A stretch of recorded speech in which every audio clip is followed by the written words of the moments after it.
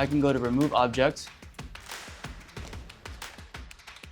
This is great, like if you have a picture of class and you have water bottles in the corner, you can remove those water bottles to get a cleaner image. Here's the fun one now, and this blew my mind when I first learned about it.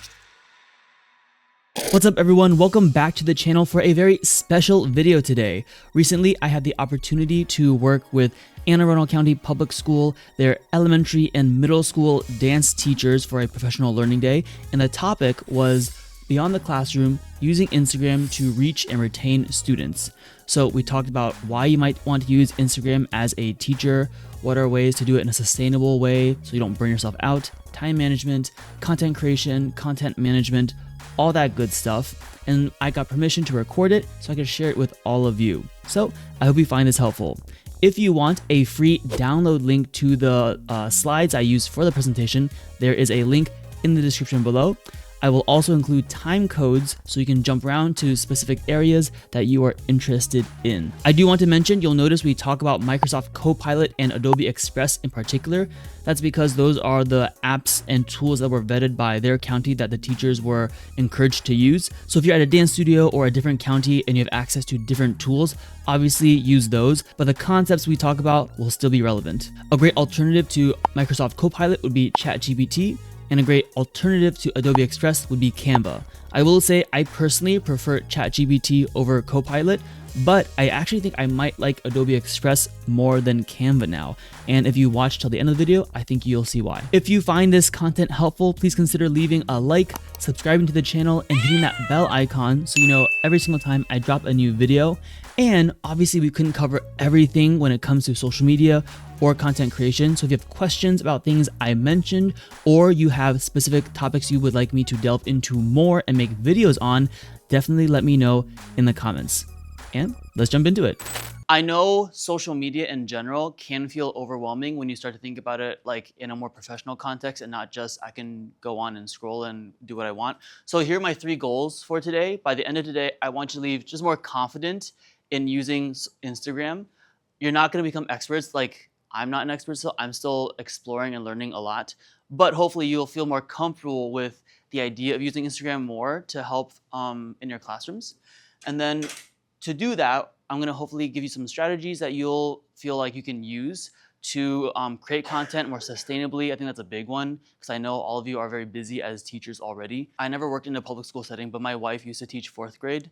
And I kind of got a sense of coming home and prepping and grading and then how long you're out in class all day and then all that stuff. So I totally understand that it can feel very daunting to think about adding social media onto your workload on top of all the other stuff you're already doing. But hopefully we'll leave with some strategies that make it feel very doable to do that. And then some tools. So we're gonna go over Microsoft Copilot, which you guys all have access to, and Adobe Express are 2 like the main ones we're gonna hit today. They both help a lot with creating schedules and like the actual creating content, whether it's a graphic or an image, things like that.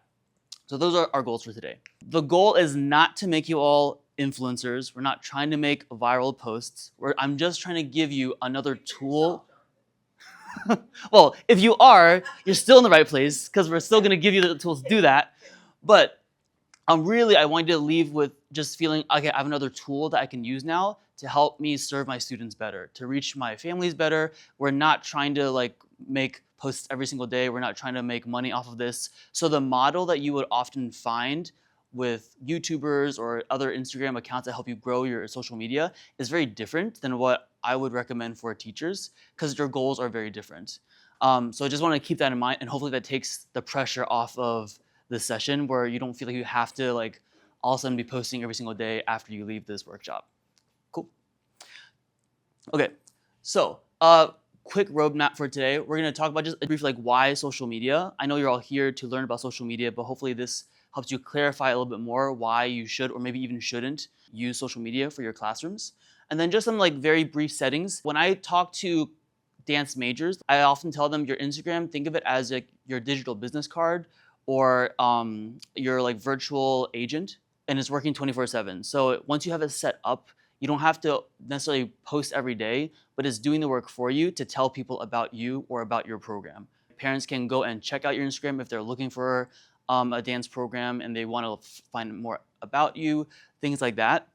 But you want to make sure it's set up in a way that people can find you. So otherwise, it's as if your business card had your name spelled wrong, or your agent was telling people, "Oh, this is a great person. They can do all these flips and tricks," and you're like, "I can't roll on the floor," and like give you a really great slow dance, right? So we want to make sure we're telling people the right thing and making it possible for them to find you once you have things set up.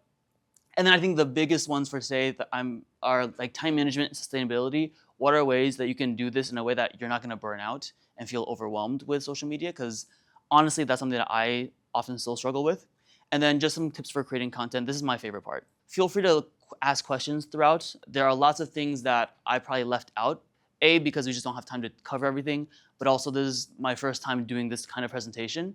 And as I was trying to think through what teachers would find the most helpful, I'm not a teacher in this setting, so you guys know things that you need that I may not have thought of. So feel free to ask questions. If there's anything in particular that like, we can't use this or we can't do this because of the social media policy, please tell me so I don't talk for like 5 minutes on something that's not helpful for all of you. So I think to start, we should just start with what are the cons of social media? What are some reasons you might not want to use social media? Because they're all very valid, and I honestly, as someone not even using it in like a school setting, as someone who just does it for fun and like I'm trying to grow my YouTube following, I've run into these all the time too. So it's definitely time consuming. Like I said, you're all already full-time teachers, and so social media does take up time if you want to do it well.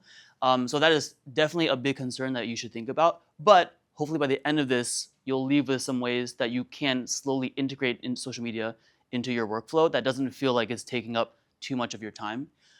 Privacy is definitely another big one. I currently work as a freelance media artist. I do photography and videography specifically for dancers, but I also teach dance at a local studio in Frederick. And then I started a YouTube channel during COVID to help teach people how to teach on Zoom better and all those things, and I've continued to grow that channel. I picked it back up this past year. But I use social media when it comes to my studio a lot to promote our concerts and like interact with the students. But privacy is something I also run into a lot too. How much do you share? Making sure you're not sharing students' information, all those things. So that's definitely a concern. It's distracting. I will go on Instagram and be like, okay, I'm gonna go and research, I'm gonna go create something, and I end up scrolling for 30 minutes because I get distracted. So that's definitely a valid concern. And no results, right? Social media, while it has a lot of great potential, oftentimes it can be a little discouraging if you don't see the results that you were hoping for, whether it's followers, engagement, ticket sales if you're trying to sell tickets to your dance recital, things like that. And so that is also something that can get in the way of you being consistent with the stuff that you're trying to do with social media. Those are all very valid concerns that I often go through as myself with social media. And I'm just curious, are there any other concerns, problems you've run into or are thinking about when it comes to should I use Instagram with my classes or to help with my classes? Or this is a pretty good list? Okay.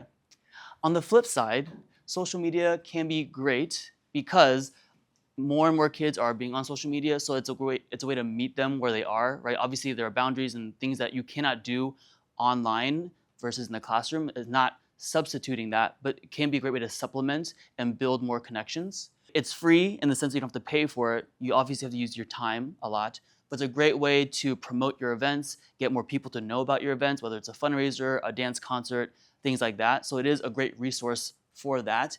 And it's a great way to build a community. If you are posting things, it's a great way for parents in particular. I think for elementary school and middle school, where maybe students aren't quite on Instagram or social media as much as opposed to like high schoolers, but parents are definitely on social media a lot. And it's a great way for them to get a sneak peek into what your class is doing, what your curriculum's like, the culture of your studio and your classroom. And you can start to foster a really positive community through that if you do it in a smart way. So those are all reasons why you might want to consider using Instagram a little bit more in relation to your classes. I think it is really important though, when you go into social media, to be clear with what are your personal goals for using that platform. If you go in and you're like, well, it would be nice if we got more students to join our dance program. It would be nice if we sold more tickets, but you're not really clear, then it's also gonna be hard to gauge where you're being successful, where are things that you might want to adjust, things like that. So these are 4 goals that I thought of on my own that might be helpful for a teacher.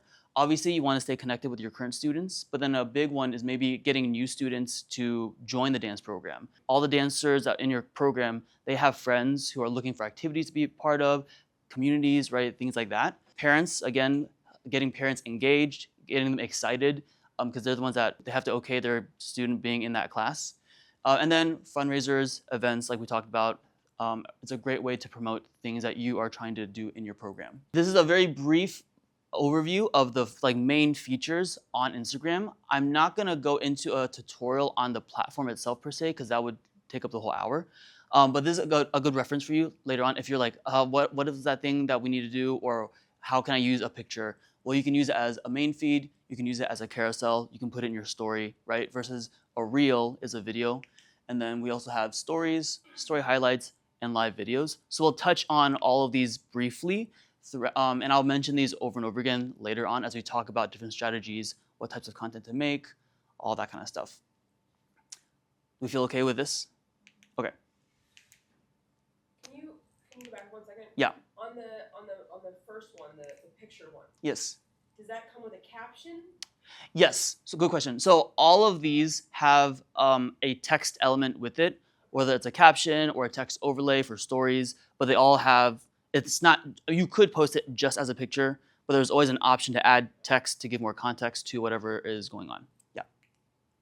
Okay, so before we dive into the content stuff, let's just go over a couple of settings that I think are important. Creator or business account versus a personal account. So if you have an Instagram account, feel free to pull it up and double check. But I highly recommend changing your account to either a creator or business account versus the default personal account. The biggest reason is you get a lot of analytics and content creation tools that come with that because they want to support businesses and creators. Versus personal, you don't get analytics, you don't get some of the inspiration or trending audio things. It's harder to find. And so this just makes it a lot easier. Between the two of them, I don't really think there's much of a difference. The biggest difference is for business accounts, you can do a more detailed tracking of your audience when you're doing ads, which I don't think any of you would be doing. Versus creator accounts, they have more access to trending audios and things like that, which could be more useful for you guys.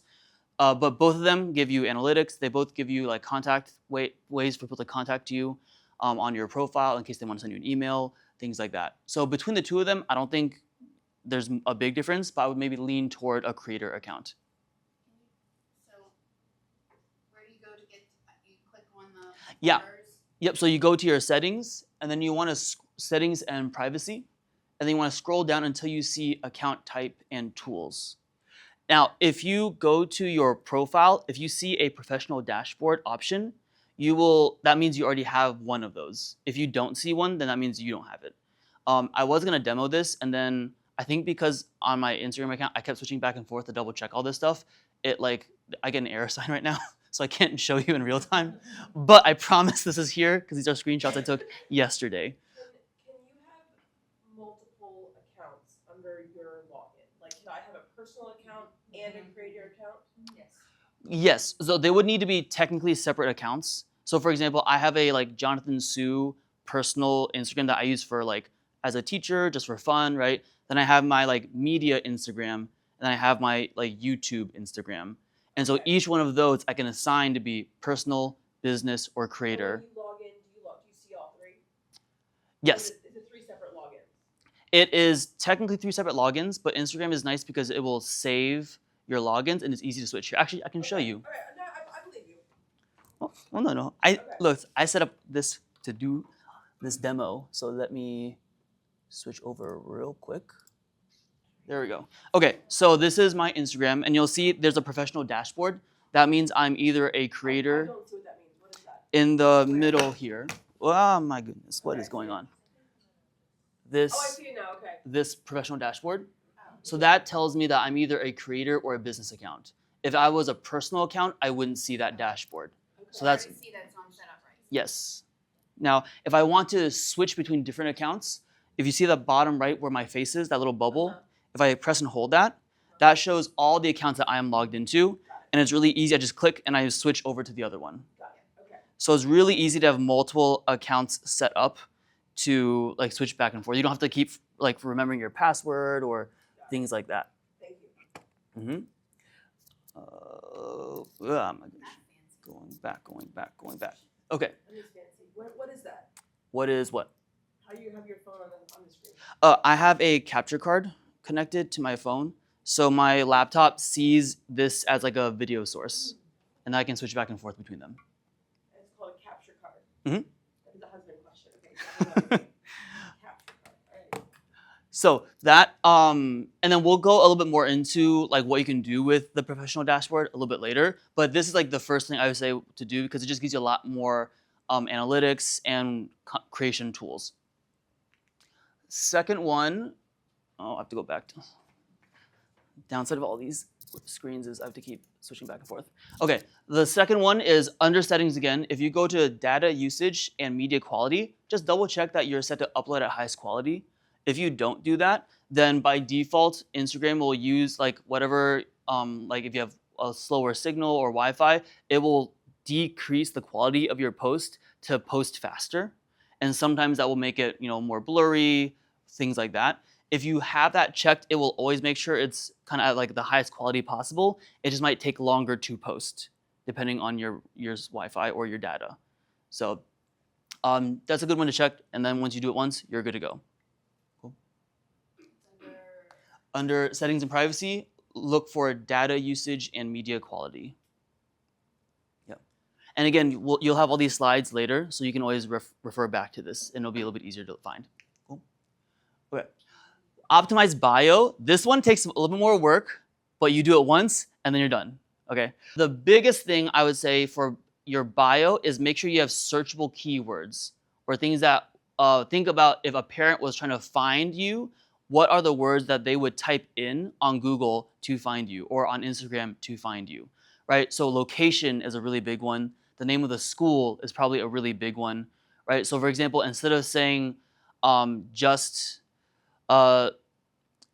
SMS dance in your bio, right? SPMS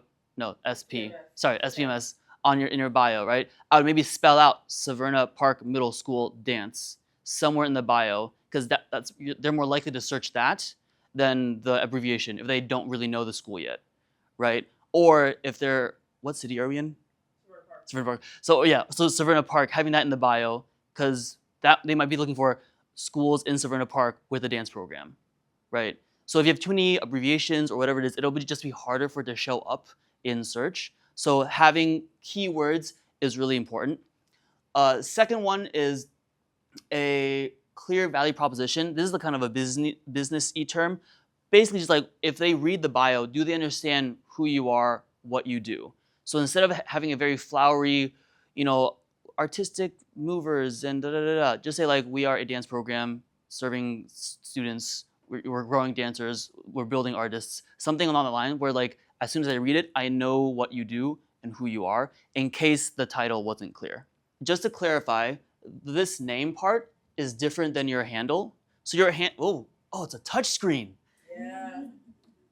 Oh! Whoa, go back. Wow. Really? Oh My wait, screen does not do that. When you're in my room, Jonathan, don't touch it. Wait, what happened? Very sad. oh, I rewind, oh sorry, hold on. This is the end of this. Okay, hold on. No, but You have to. What really messed you up? You have to. Okay, there we go. Okay, so I'm not gonna touch the screen now. What was I saying? Handle on the title. Handle is different than this title. So if you need this to be abbreviated to make it shorter, easier to type in, that's totally fine. But then you should change the name part to something fully spelled out. So for example, not to pick on the AACPS account, but as an example, I changed it from AACPS Dance to Anne Arundel County Public School Dance Programs, right? Just because then somewhere in this bio, it says Anne Arundel County and Dance Programs, right? Then later on, there still is AACPS Dance in the bio. So whether people search for Anne Arundel County or AACPS, it's more likely to show up. Like little things like that. And then the third one would be a call to action, especially if you have a link in your bio. If we have a link, we should tell you what the link is doing. Otherwise, why would they click on it?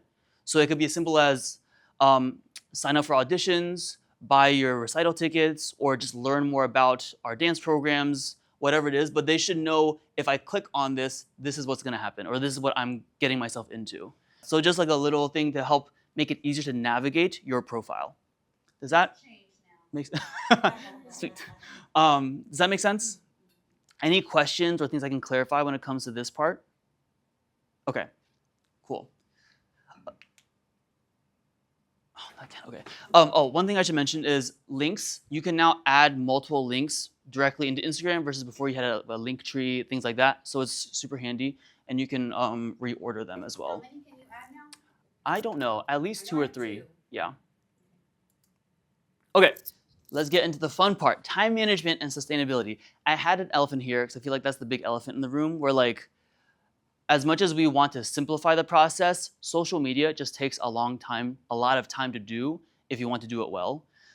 Again, we're not trying to grow our accounts a lot. We're not trying to go super viral. So your approach is different, but it's still going to take time away from anything else you might be doing to plan out your content, to create your content. So I do want to just say, like, it will take time, but hopefully by the end of this, you will feel like, oh, it's doable. It's not going to take as much time as I thought.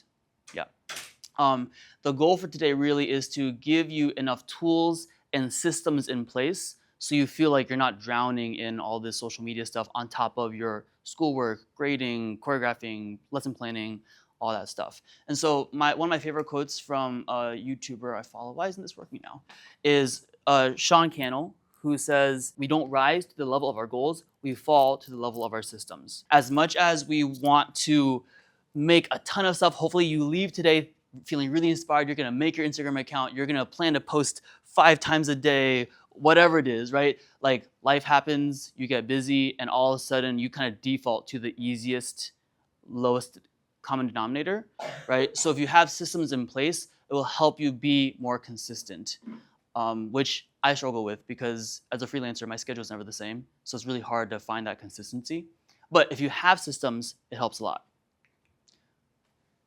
Actually, okay, I'm gonna use it. So first thing I would say is find a schedule that works for you and stick with it and start small. You don't have to post every single day. You don't even really have to post every week. I would say maybe post like every other week to start, or at least once a month to start, right? Just to get your foot in the door, get your feet wet, get used to it. And as you get a handle on your workflow, you can start to add in more posts throughout the week, throughout the month. But again, don't feel like you have to post a lot to achieve your goals. It's definitely not for what you guys are doing. Cool. I would say, and part of that is you want to be specific with your goals. We talked about some potential possible goals earlier on, but if you are, for example, trying to reach more students, how many followers you have on Instagram doesn't really matter. You want to check your engagement rate. How many times are people commenting? Are people looking at your story? Are people replying to you, right? It doesn't matter as much if I went from 100 followers to like 500 followers. Even with that, if you're trying to like sell tickets per se, you don't have to get 1 million followers to sell out your dance recital. You only need, what, 200 people to engage with you? 250? I don't know how big your auditoriums are. Right, but just to put it in context, I think people often get stuck on my follower count isn't going up, when really that's not an important metric for a lot of people. So just keep that in mind. So some ways to develop a sustainable posting schedule. Batch content creation is really helpful. If you have, let's say, like once a month, you just spend like an hour, plan out all the content you're gonna do, and pre-make all of your graphics. Maybe you don't have the pictures yet because you know this day is going to be like a spirit day thing where it has to be that day I get the picture. But you plan everything else out. You even write the caption ahead of time. And that way, when it's time to post, you just put in the picture and you're good to go. And you kind of schedule it out that way. That's a really helpful way to do it. Will it save drafts like that? There are lots of different ways to save drafts. So you can save drafts in Instagram. You can also, and I'm going to show you, I help run the Instagram account for my church. And so we use a Google Sheets because we work with a team of people. So I have a spreadsheet laid out. And when you get this PDF, there's a link to it where you can make a copy for yourself. If you want to try using it, feel free. But basically, I write out this day. This is the type of content we're going to post. This is the topic. So this could be like we're promoting the recital, we're highlighting a student, right? We're showcasing what we did today. And then what is the caption or the copy that's going to be there? And then the media that will be, is it going to be a picture? Is it a video? Things like that. And then that way, if you don't have access to like the drafts or whatever, if you don't want to, you can go back to that and just help you post. It'll just help you keep on track. Copilot, which we'll go over in a little bit, that's great to help create a schedule. If you like, I don't know how many times I should post, I can't think of that many ideas to post about, this is a great way to go about it with AI. AI is so powerful nowadays, so we'll definitely go over that. Repurposing content is great. If you are already lesson planning for the week and say we're doing a month on breaking, right? And I already know this week I'm going to talk about the history of breaking. Next week we're going to do some basic vocabulary. Then I can just make a post on here are some fun facts on breaking. It started in New York City. It started, and that can be a carousel post, and that gives parents an idea of what you're talking about in class that week. Students can look through that, right? It's super easy to digest. It's easy to share, things like that. So repurposing, like thinking about what you're already planning for in your lessons, and then just using a little bit of that for your content is a great way to save time and not have to reinvent the wheel every single time.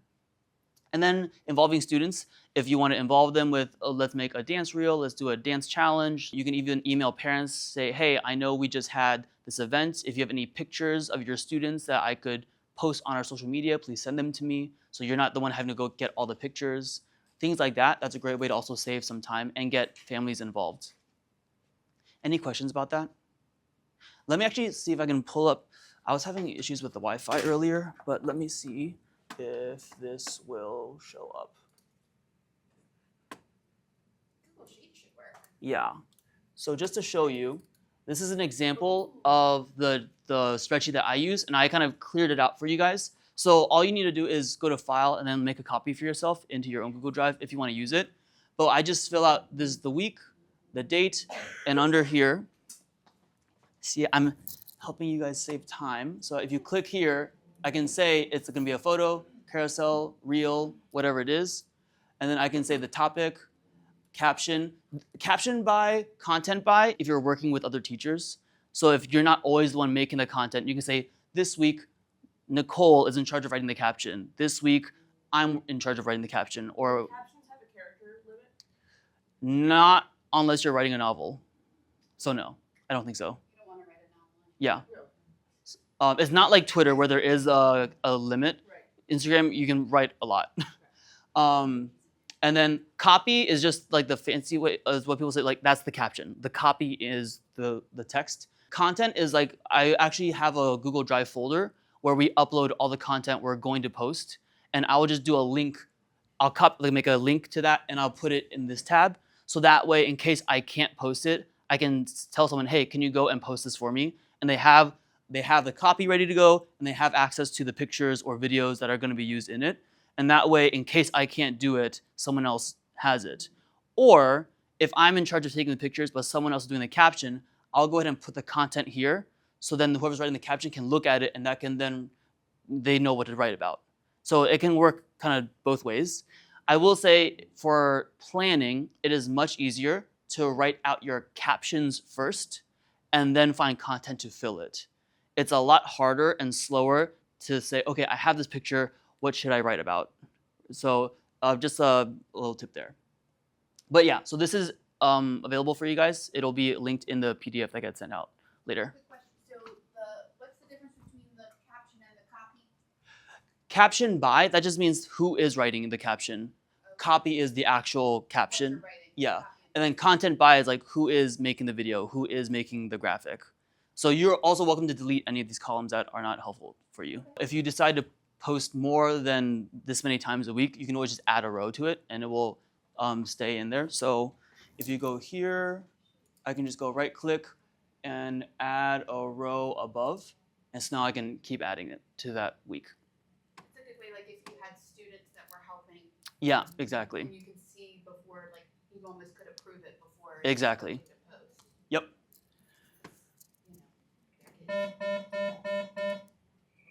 Good morning, health PE and dance teachers. Pardon the interruption. As you make your way to session 2, please don't forget about the American Heart Association in the cafeteria. cafeteria. Another plug for our guests who are sharing great information on social media and how to elevate your program in A107, and also thrill share capabilities with rooms in A105. And again, a huge shout out to the Suburban Park Middle School for hosting us today. Woo! Enjoy your next session. Right. So those are some ways to like make planning and creating a little bit more sustainable. Does that any questions about this part? All right, cool. Now to the fun part, content creation, my favorite. Come on, guys. I'm ready. I'm so ready. All right, first Get one. them in here. First one is definitely keep it simple. Just like this slide. I think it's gonna be really easy when you start to think, okay, I can go into Adobe Express now and make all these cool graphics and flyers and make all these effects. And you're gonna find that takes time and then you're probably gonna burn out after a while. So start small, start simple, and slowly build from there until you kind of get into the flow of it. You'll find also social media doesn't have to be polished for it to be effective on social media, especially nowadays. People want it to feel authentic versus really high production. So you can take a like semi-okay picture on your phone and post it, and that will feel more authentic and it'll probably reach more people than this image that you like set up a photo shoot and all this other stuff. So just keep that in mind, especially when it comes to videos. It doesn't have to be these crazy effects or all these things. A like simple like cut to music is all you need, or even less than that sometimes. And then just remember, especially for middle school and elementary school, I would argue you're almost creating content more for parents sometimes than for students. So think about how would this inform a parent on what's going on? How would they maybe find this useful instead? And then sometimes also then, okay, would students enjoy this? Would students find this helpful? You kind of want to just keep in mind who you are making content for, which again will vary depending on your goals, right? If your goal is to and again, it changed from middle school versus elementary school too. If you're trying to get more students to join, maybe you're trying to target or attract or make content for students a little bit more because they want it to feel like, oh, this is fun, I want to join in. If it's ticket sales, maybe it's a little bit more toward parents because they're the ones who actually buy the tickets, right? So it depends on your goals a little bit. This is really cool. So if you don't have ideas, if you go to your professional dashboard, you'll see inspiration and trending audio. So let me pull that up for you real quick and show you what that looks like. If I go to my professional dashboard, you can see here we have some insights that we'll go into later, but if I scroll down and click on inspiration, it will tell me here are reels that people have made that's similar to your content, or here are things that are popular with your followers. Right, so it kind of already has a sense of the people that are following you, and this is the kind of content that they might be interested in, and it already gives you even suggestions for types of content to make. Yeah, you can go also for audio. It'll give you trending audio. If you anything with like that arrow pointing up, if you can see what like these little arrows, that means it's trending audio. That means if you use it, it's probably going to get a little bit more engagement. The advice I keep hearing when I've been researching is you want to try and use stuff under like 10,000 uses to then kind of like you're kind of climbing up with the audio as opposed to like when it's hit its peak and it's like starting to trend down, if that makes sense. But obviously you can use whatever you want. So But these would be audios that go behind your pictures. pictures or videos, yeah. It would play during it. Yep. So this is a really great one. If you're like, I don't know what song to use, just go here and just find one that works, that you like the vibe, and then you can use it. And then even accounts, if you need inspiration, you can see what other similar accounts are doing, what kind of posts they're doing, if you need some ideas for that as well. Similarly, if you go down to trending audio on the very bottom, it's similar to the other tab, but it's like specifically for songs. And you have some more options there. So this is super helpful. Again, Instagram, they're trying to help their creators because they want people to create more content to stay on the platform. So they're trying to roll out a lot of things to help you with that content creation. So take advantage of it. So just a quick question. Yeah. So I currently have our CBMS dance account as private. Yeah. Because when I created it, it was like 2018, and I wasn't comfortable with like any, Yeah. But obviously, I know that if it's private, I'm not going to get as much, engagement as I would if it was public. Mhm. So, I mean, I guess I probably Ooh, what's going on? Let's see what they say. Professional or creator account, I think it has to be public in order for that Yeah. to be a setting. So Bob Mosier at the September or August thing said Instagram was acceptable. Right. Like he, Okay. I mean, I was sitting there and I asked him like to repeat it because I was so like, Yeah. But yeah, Bob Mosier himself was like, yeah, go Instagram. The only requirement with the social media accounts is that your admin has access with the login and the password. Okay. So that they can monitor. Yeah. Anything. Okay. Facebook is a no-no. Right. Yeah. Yeah. The only Facebook account that is allowed is the ACPS account. If you were to keep it private, basically what would happen is if someone searched for you, they wouldn't be able to see anything, and they'd have to request first. Yes. So it definitely makes it easier if it's just public and easy to see. And it's really easy to clean up. Like say you have old content that doesn't really fit anymore because it was like really old, you can just archive it or delete it and just kind of start fresh too, without having to remake a whole new account. Yeah. Okay, these next couple slides are really more for like, if you're stuck, you can look back later. I'm not gonna explain all these. These are just ideas for like a single photo or a graphic or a reel or a carousel, things like that. So again, you'll have access to all of these, and these are just ideas in case you're stuck or don't know what to post about. This will hopefully help. I do want to just point out a couple. You'll see reels and carousels get a star because right now they get the most engagement on Instagram. In particular, carousels, because you have to swipe. So every time you swipe, it's like more engagement. So people like the algorithm really likes it, and you can add music to it now. And they went from a 10 picture limit to 20 picture limit. So you can really go ham in showing all the pictures from your recital or whatever event. For reels in particular, maybe I'll try and click on a couple of these. As I was researching this, I was like, if you find a couple like really active church youth group accounts, that's great inspiration to create content to like invite people to your show, because they're always trying to get people to go to their youth group events, and they're always family friendly, and they're always like kind of staying on top of trends, because it's often like youth who are like helping run those accounts, so they kind of know like what is going on. And so they're really fun. It's a great way to get your students involved. Some of them don't even show faces, so that's a concern. Like they have these, I forget which one it is. Let me see if I can pull it up real quick. I think it was this one. Oh, it's not letting me go on right now.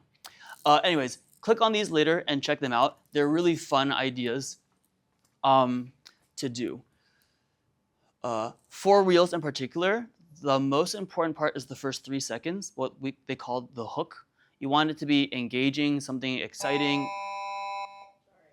or interesting, so people want to keep watching. So like a really good example of this that I see people do all the time is maybe you're showing like the dance combo that you did in class that day as a reel, but the first 5 seconds are them like waiting for the beat to drop or whatever the first count is, and that's like, by then I'm just gonna keep scrolling.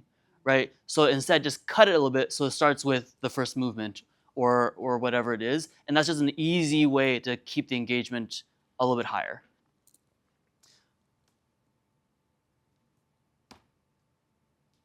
No more touchy Okay. touchy. I think it's because I came to this. Jonathan, is the carousel, is that the buttons, is that like the little logo buttons at the top, or? Carousels just mean, good question. Carousels just mean you can have multiple pictures or videos. So when you have to like swipe across to see it, it's a carousel of images or videos. A reel is a single video that you edit. Yeah. Are there time limits on a video? Yeah, reels are up to 90 seconds. Yep.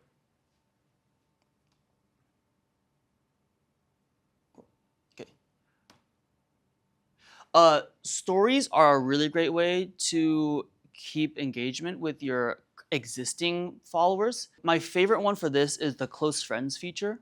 So what you can do is there's a close friends list that you do on Instagram, and it's a little just like you just check the boxes of people you want on that list.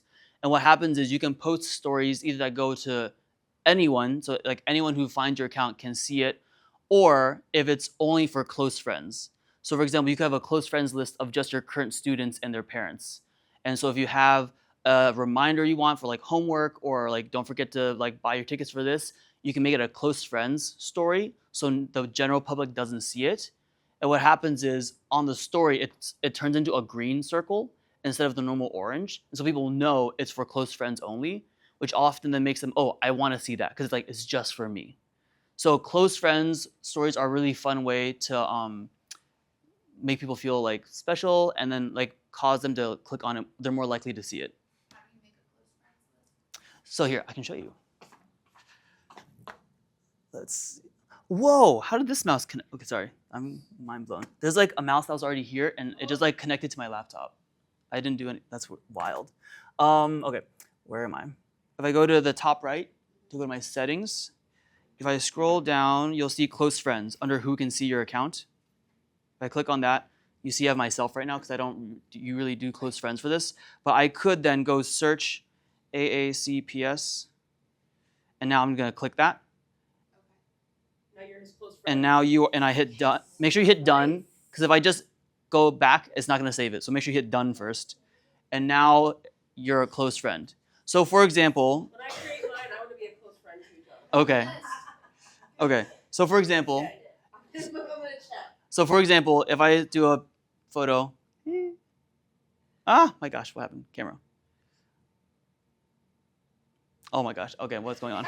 Anyways, you'll see on the bottom right, it says close friends. So if I click on that, only my close friends will see it. So you see how now it's a green bubble instead of the normal orange? So watch, if I go to my media account hold on. Has to finish uploading. But now when people click on it, only close friends will even get that green bubble. Only you, yes. And my 2 other personal accounts. But yeah. So just to show you what it looks like. So if it were to show up here on the top, or if I go search dance tech. My gosh, it really doesn't like me. See how it's a green bubble now? So that, and I can click on, so that's my story I did today. But then I go here and you see that green star, that means it's only for close friends. Does that make sense? All right, it's a terrible selfie. No, you're good. That's what this is for. And actually you can do even main posts to close friends only. So if there's like a main graphic or something you want to share with just close friends, you can do that as well. That one's a little bit trickier because I'm assuming your close friends list will keep fluctuating and adjusting. So if there's something that's gonna live on your main feed, then that's gonna be harder to manage as far as who's gonna see it. Versus stories, they're gone in 24 hours. So Instagram Live, it's an option. Honestly, I don't really recommend it for you guys, but it's there if you wanted to. The one thing I could maybe see is if you had auditions coming up or some other bigger event, you could do a simple live video and just talk through, hey, so here are some audition tips. Here's what you need to know. If you have any questions, guys, log on at this time so then I can answer questions, things like that. But even then, you could do that as a reel or a carousel or things like that. So, no, go back. Welcome. Okay, here's the fun one now. And this blew my mind when I first learned about it, so hopefully your mind gets blown too. So you have Microsoft Copilot, and you are allowed to use ChatGPT. They both kind of do the same thing, but you can use this to generate so many ideas. So I've used this to create captions for my posts. I've used this to create a schedule for myself, like what day should I post what kind of thing. I've used it to optimize my Instagram bio, like the wording, just to make sure it makes sense. So we're just gonna go through some of that and hopefully I can show you. This one is a great one if you're not getting the results you want. So I will always say, act as a prompt engineer and ask me questions to make this prompt better. I'll give it the prompt and then it will ask me, sure, here are 10 things I just need clarification on, and then it will give me the better prompt after that.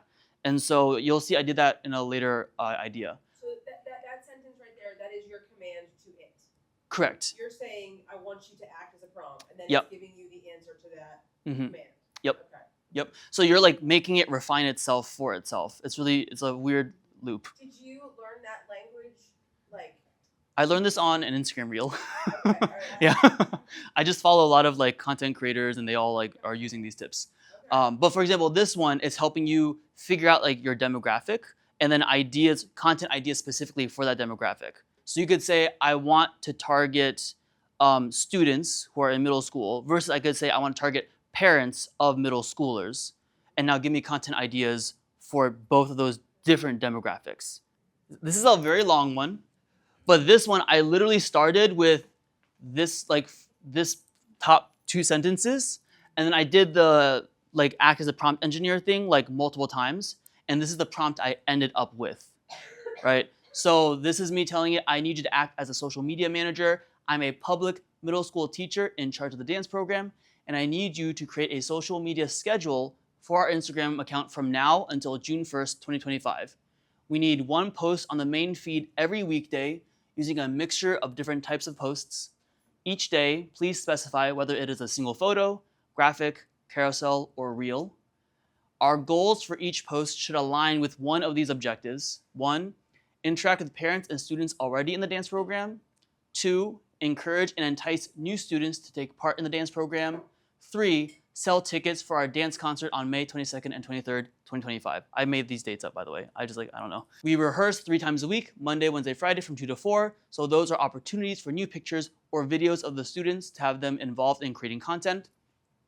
Content specifics, and I said starting in January, I need at least 1 post to promote our concert. The tone should be friendly and informal, but appropriate for a public school setting, things like that. So you basically want to give it as much detail as you can, so to give it the information it needs to create the thing for you. And yeah, so I said important events. Make sure you include those things. So let's see if this demo works. I'm going to. No, stop. What's going on? Okay. So Copilot is like the artificial AI, is our AI program that we use at school. Is that accurate? Correct. That's the Microsoft program that Yeah. is Okay. vetted, with your devices Gotcha. for use. Okay. It's not saying that you can't use ChatGPT, but Will ChatGPT Copilot is. work on my school computer? Yes. I love that. I personally prefer ChatGPT a little bit over Copilot, only because in their layout you can have multiple conversations with the engine. So you can have one just for your school stuff, just for content ideas, versus Copilot it's one long conversation. Sorry to be so basic, but is ChatGPT on class links? Is that do I No. just now you type it in? It's like a website. Yep. If you just Google It's only ChatGPT, online. yep. Okay. It's not. I don't need to install anything. Nope. And you just need to make a free account. And what's really cool is they recently released what they call their 4.0 model, the most up-to-date one, and everyone has free access to that model. It's just limited. So you can generate things on it, but you're limited to how many times you can ask it to do things until the next day. But it's super powerful. But I couldn't pull that up on here for some reason. But just to show you, I'm gonna try here. And then paste. This is Copilot, right? This is Copilot, yep. So this is the prompt I just read out. And so I'm gonna hit enter. Oh my gosh. Well, if this works. Have you seen my photo from the dance while we're waiting on this? My AI photo? I gotta show this Yes, off. I saw it. Oh my gosh. So see, now I'm getting a full schedule for until June on what I can post every weekday. Because I said every day of the week, right? You could say I need just a post twice a week or once a month, right? And caveat, AI will never get it right, perfectly. So you're gonna have to go through it and you're I hate that idea. That doesn't work. Typo there. Those things will happen. But now you have a good framework to then adjust and tweak to your needs, right? And so you went from I don't know what to post every day to I have too many ideas to post. But this is a great just starting point for you. There's also a prompt in there for stories if you want to do that as well, specific for stories, and then your bio. But again, you can just mess with it, ask it to act as a prompt engineer. That's kind of the key term, and ask me questions to make this prompt better. And it'll just kind of keep asking you those things. So it will, Prompt engineer, you said. yeah. So when I did this one, it was asking me are there any colors or fonts I should use? Are there any slogans you're using? Because I know you guys have the hashtag every year that you try to incorporate, things like that. And so it'll kind of keep asking, and you can refine it as many times as you want or until you're tired of it. Yeah. But that is really cool. Mind's blown, maybe a little bit. Yeah. Okay. Another one is after it's given you that list, you can say, please format the schedule as a calendar. So then it'll tell you, like, it'll give you that box view and make it much easier to take in. I will say when I did that, then all the details went away. It'll just say like Monday, senior highlight, Tuesday, like, so the list view gives you a more detailed description of each thing. And you can always ask it, can you give me more detail? Can you be more specific in what it needs to be to like flesh it out more if you need to? Jonathan, does it, like, you have to copy and paste and put that somewhere, or does it save it? Like, once you do, like, look at your Oh yeah, good question. Okay, so the question was, does it save all that information once you've given it the prompt? If you, it will, for both Copilot and ChatGPT, it saves the conversation. So you could always go back. The thing is, if you keep asking it questions, it might get lost in the sauce a little bit. So basically just copy and paste it into like a Google Doc. That way you have it there, and then you can adjust it too if you need to. You can't adjust it on there. You just kind of copy paste it. Yeah, but this is one for stories if you're interested in that. This is the one that I used for my bio, and I used it for the AACPS one, but then I just took that and I like only kept the parts that I liked, right? So again, this isn't going to give you a perfect one right away, but it'll give you ideas for lines, call to actions, things like that. Okay, Adobe Express. We are, oh, perfect, on time. Okay, who here uses Canva for stuff? Anyone? Anyone already use Adobe Express? Okay, I use Canva. I didn't even realize Adobe Express was a thing until Nicole was like, they can't really use Canva, so Adobe Express. It's not that they can't, it's just, it's like, Or it's not as, they pay for this, yeah, so this is what's vetted, yeah. but we can't, like, we can't, I'm not saying we can't use it, but that's the service that they're paying. Yeah. All that to say, I didn't realize how powerful this was. I was like, I have a like premium account. Like I should be using this instead of I have like the free version of Canva because I'm cheap on that part. But like you can they have templates for you. You can add brand colors and fonts. So when you ask it to create something for you, it will use those colors and fonts. So it's always consistent across all of your graphics. Adobe has a really powerful AI engine when it comes to object removal. Image generation now is a big one, especially in Photoshop, but you can do it in Adobe Express. So like if you need birds flying around your student for whatever reason, you can just generate birds that sometimes look a little weird because it's AI, but other times they look really good. But that just saves you time for having to go find a picture of a bird to then bring in, right? But if you need a picture of a bird to bring in, you have access to their stock library, which has thousands of pictures for you to draw from and all their fonts. With the premium account, you can resize a design. So say you made a graphic as a square, but you need one that's long for a story. You can just tell the resize right away, and it will do it for you. You don't have to remake the thing. So it's a great way to repurpose content you made once already. When you go into this, like, is there like a menu bar that says use AI? How do you like get to like use AI in this? A lot of it's just integrated into the platform. Like you won't always know it's AI. It'll Like, just okay, so let's say I have a kid, I want to put birds around his head. yes. Okay, I have a picture it's Yeah. up there. What do I click to like add birds? I'll show you. It's, Okay, it's fun. okay.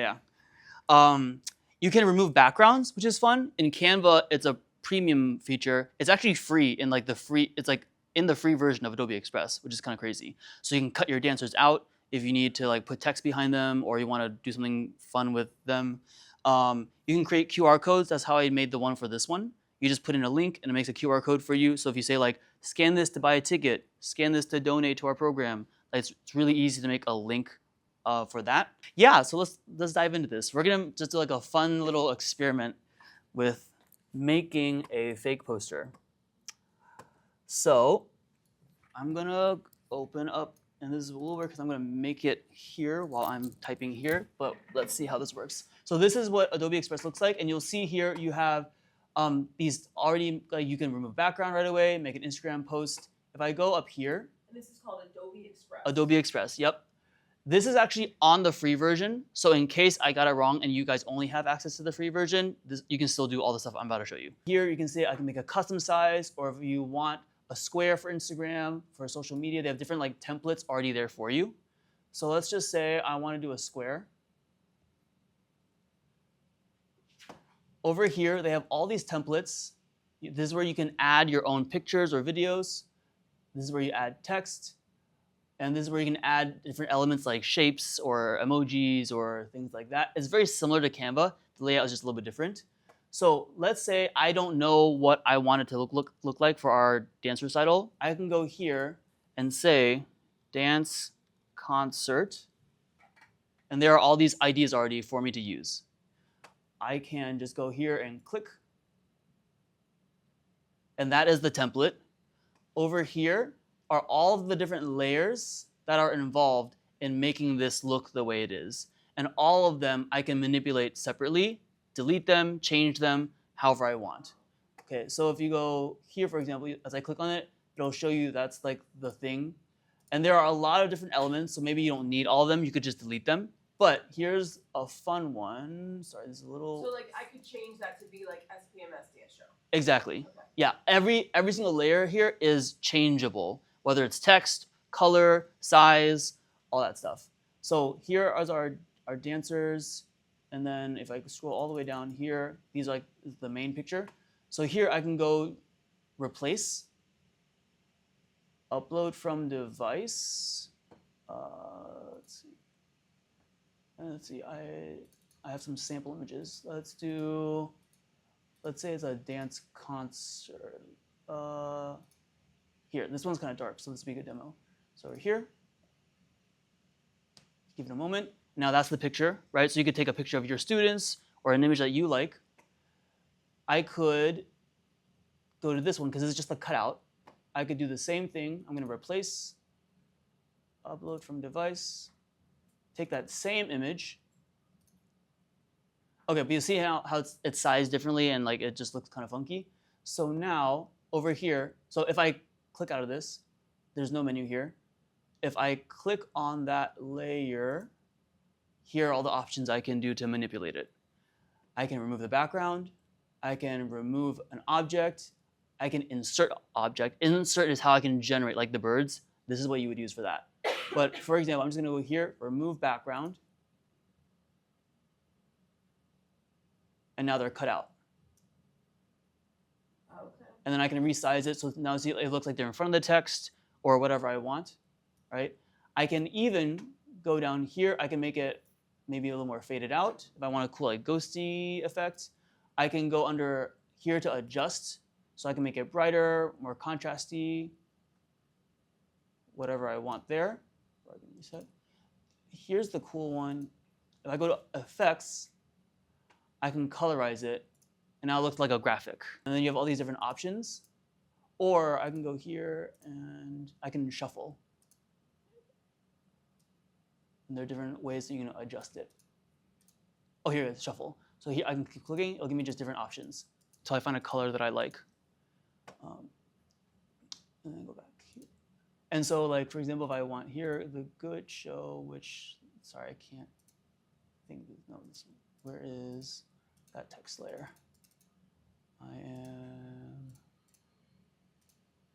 Oh, here we go. I can then go here. Oh my gosh. Sorry, I'm trying to do this on another screen. Hello, future editing me here. Real quick, I just wanted to show this because when I was doing it in the classroom, I had to look over my shoulder at this projector screen and I couldn't really get a handle on things. But if you want to change the title in a template, it's super easy. Here's how you do it. Here is the template we were working with during the demo. So if I scroll down, let's say we want to change the Good Dance Show, you'll see it's here. I click on it. Now, the problem is if I try and double click to change the text, I will now select the very top layer, and I don't want to do that. That's what was throwing me off. So unfortunately, I do think this is something that Adobe could design better as far as user experience. But the best way to do that would to just click, drag it to the top for now. And now if I double click on it, I can change the text. So let's say Summer Dance Show. And now I can resize it, I can move around, do whatever I want. And then if I care about keeping it within the same order, because for example, maybe I did want it to poke between these two layers of dancers, then I could just drag it back down to wherever it was before. And there you go. Now it is behind that layer, but on top of the back layer. So here I would then, it's probably easier to just go to text, and then you can add your own text. And then you can type whatever you want, and then you can just replace it. Okay. So that's one way you could add or use templates. If you wanted to make something brand new, I'm just going to go up to add and do a new page. So let's say I wanted to just make my own thing. We're going to go to,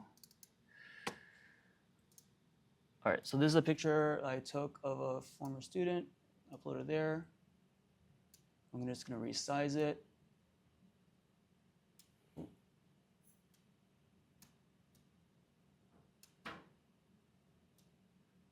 Like that. And then here's the generate part. So if I go insert, I can tell it what I want. So what do we want around this dancer? Birds. You want birds, Jonathan. Birds. Okay, we're going to say birds flying around.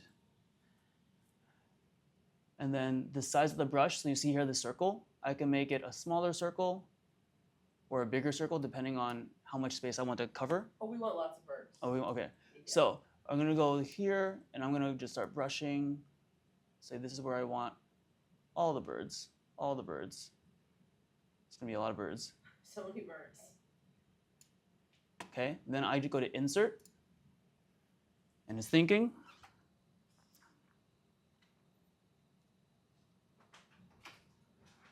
You're in time for the birds. I'm in time for what? The birds.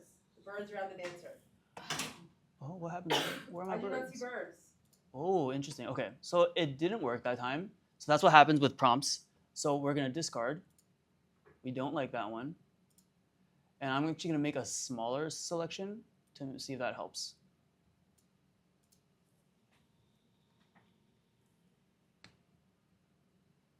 The one thing with AI is you have to like play with prompts sometimes and like play with the settings, and then it'll make the thing you want. There we go. Now we have a bird, right? Wow. And so now I can go and just do that again over here, over here, over here, make whatever I want. I can make leaves. I can make whatever it is you need. You can also, so say, for example, okay, we're going to, oh, you'll see here, you have the different options. And then you can say, generate more options for me. It'll give me, once it's done thinking, more options of birds. And I can choose the one I want. Or if I say I don't like any of them, you can discard it again. We'll keep this one and keep that. Okay, and then I'll close this and say, okay, actually I like the bird, I don't like the dancer. I can go to remove object, and I can go, Here is your end of session 2 announcement. As you make your way to your third and final session, please remember we have an elementary PE focused discussion in the Aux gym, which is upstairs. A secondary. if you have a picture of like in class and you have these water bottles in the corner, you can remove those water bottles to get a cleaner image. Okay, then very quick, then at the end, you can go to download and then save the image, and you can use it for whatever you want. So those are just some ways you can use Express. It's really powerful, and you guys have full access to it. You can also edit videos, but I didn't really like their controls and their layout for it as much. But you can also, you can do like very simple things with it. But if you're gonna do like a reel, I would say just do it in the Instagram app. It's much easier that way. Okay, I think that. You guys know where to find this? I'm assuming it's on class link. Yep. Okay, very, very quickly, just to finish this out. So if you go to the professional dashboard, you'll see all these analytics. So you can see who are my followers, how much my content is being viewed by followers versus non-followers, things like that. So you can kind of gauge how your content is performing. Then last note, I would say just remember that social media is a marathon, not a sprint. It takes time for Instagram to have enough data to see what's working, what isn't working. Consistency really is the key. So which is why I say start simple, start small, but try and be consistent. So if your goal is to always post once a week, try and say like, I'm always gonna post Monday morning. That's a great way for you to stay consistent. And it's also a great way to see what works. Because if you do different content and it's always Monday at the same time, then you can see, okay, then it's not the time that was different, it's the type of content that was what made the difference. But if you post Tuesday night, Wednesday morning, Saturday at lunch, it's hard to gauge what was the thing that made the content work better. So just a small tip there. And then hopefully we reached our goals. Hopefully you guys feel more comfortable with Instagram and feel excited to use it more. And last thing is, oh, that picture got cropped weird again. Anyways, feel free to email me or message me on Instagram or anything like that. I love talking about this stuff, so I'm definitely here as a resource for all of you. And then I have a YouTube channel where I post videos every week to help dancers out, if you want to check that out as well. But, whew, that's a lot. Thank you guys.